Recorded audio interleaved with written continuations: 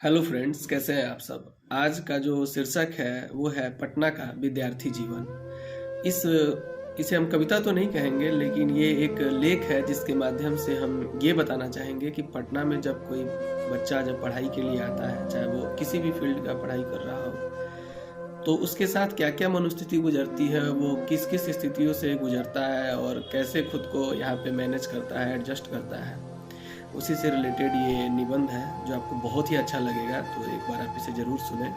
तो आइए इसे शुरू करते हैं, जिसका शीर्षक है पटना का विद्यार्थी जीवन। 21-22 साल की छोटी सी उम्र में गांव की पगडंडियों से उठकर एक गठरी में दाल चावल आटा बांधकर जब एक लड़का खड़खड़ाती हुई बस में अपने हौसलों के उड़ान के साथ बैठता है, तब उसके दिमाग में बत्तियां जलती हैं। जो बत्तियां लाल होती हैं या नीली होती हैं, और यही सोचते सोचते वह कब पटना पहुंच जाता है उसको पता ही नहीं चलता। फिर यहां से शुरू होती है जिंदगी की जद्दोजहद, नौकरी की तलाश। जब लड़का अपने कमरे में कदम रखता है, उस दिन उसकी एक ऐसी साधना शुरू होती है जो कभी उसे अकेला नहीं करता है। जब वह फॉर्म डालता है तो उसकी माँ किसी देवी माँ की मनौती मान देती है। उसकी बहन मन ही मन खुश होती है। उसके पिता 10 लोगों से इसका जिक्र करते हैं। और जब उसका परीक्षा जिस दिन रहता है, उस दिन माँ व्रत करती है, इस कामना के साथ कि उसका लड़का आने वाले अपने पूरे जीवन भर 5 स्टार होटल में खाएगा। राजधानी के चकाचौंध में यह लड़का कोचिंग करता है, अपने सीनियर, अपने दोस्त, अपने भाई आदि की सलाह भी लेते रहता है। अपनी तैयारी में धार देता हुआ वह आगे बढ़ता है। कुकर की बजती सीटियों के बीच विविध भारती पर लता मंगेशकर की आवाज यहाँ का राष्ट्रगान है, जो आपको लगभग हर कमरे में सुनाई देगा। यहाँ का प्रतियोगी मैनेजमेंट भी बहुत अच्छा सीख लेता है। 10 बाई 10 के कमरे में सब कुछ बिल्कुल अपनी जगह पर रखा हुआ मिलेगा। ऐसे आप मेरे रूम में भी देख सकते हैं, सब कुछ अपनी जगह पे ही है, क्योंकि हम भी एक प्रतियोगी ही हैं। यहाँ का प्रतियोगी मैनेजमेंट भी बहुत अच्छे से सीख लेता है। 10 बाई 10 के कमरे में सब कुछ बिल्कुल अपनी जगह रखा मिल जाएगा।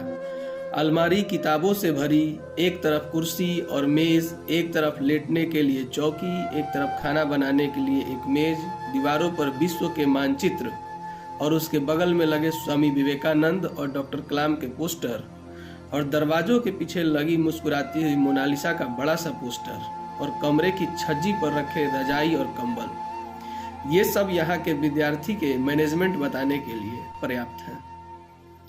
प्रतियोगी यहाँ अपने हर काम का टाइम टेबल बना के अपने स्टडी मेज के दीवार के ऊपर चिपका के रखता है, जिससे यहाँ तक जिक्र होता है कि कितने बजे अखबार पढ़ना है और कितने बजे सब्जी लेने जाना है। डीबीसी यहाँ के छात्रों का मुख्य भोजन है। डीबीसी का मतलब आप लोग समझ ही रहे होंगे, दाल भात चोखा।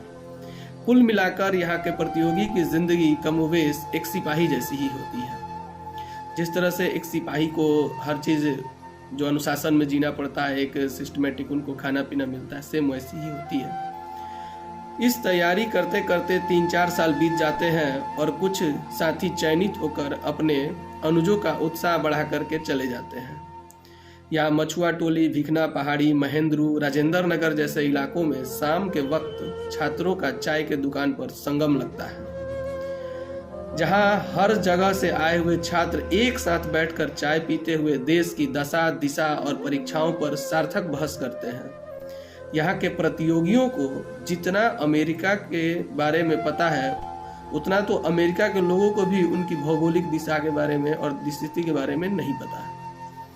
यहाँ का प्रतियोगी जब अपने मेहनत के फावड़े से अपनी बंजर हो चुकी किस्मत पर फावड़ा चलाता है, तो सफलता की जो धार फूटती है, उसी धार से वह अपने परिवार को, समाज को सींचता है, और इसी सफलता के लिए न जाने कितनी आंखें पथरा जाती हैं और प्यासी रह जाती हैं। लेकिन उस प्यास की शिद्दत इतनी बड़ी होती है कि वह एक अच्छा इंसान जरूर बना देती है।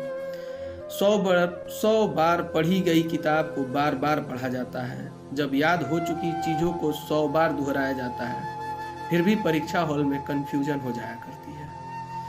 उस मनोस्थिति का नाम है यहाँ का विद्यार्थी। जब परीक्षा हॉल के अंतिम बचे कुछ मिनटों में बाथरूम एक सहारा होता है। शायद वहां कोई एक दो सवाल बता दे। उस मनोस्थिति का नाम है यहाँ का विद्यार्थी।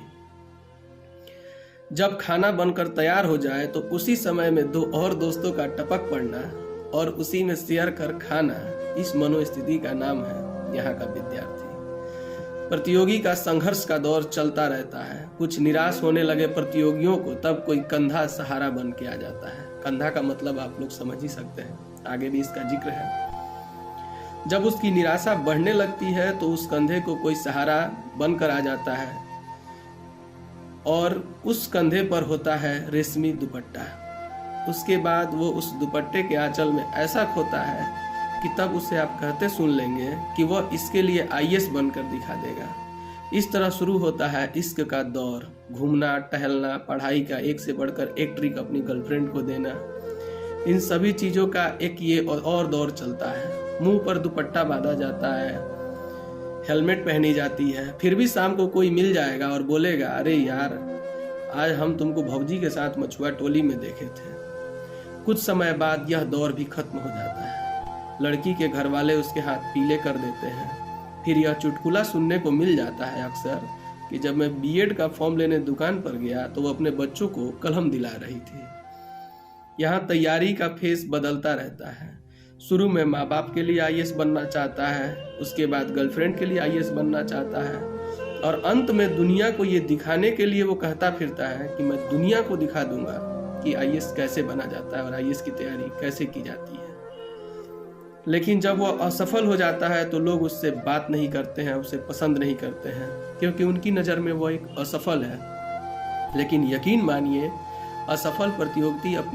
असफल जो प्रतियोगी होते हैं वो अपनी सफलता कैसे पाई जाती है उसको वही बता सकते हैं। उसकी कमियों से सीखा जा सकता है जिससे इतिहास रचा जा सकता है। वैसे इस शहर में हमने भी पूरे वनवास काटे हैं। यहाँ के तैयारी करने वाले प्रतियोगियों का यही मजा है। आप बौद्धिकता से परिपूर्ण हो जाते हैं, बेशक सफलता मिले ना मिले। एक छात्र, आपको ये पटना का विद्यार्थी जीवन कैसा लगा, इस पे अपने कमेंट्स और अपनी राय जरूर दें। ऐसे ही और भी वीडियोस हम आपके लिए लाते रहेंगे।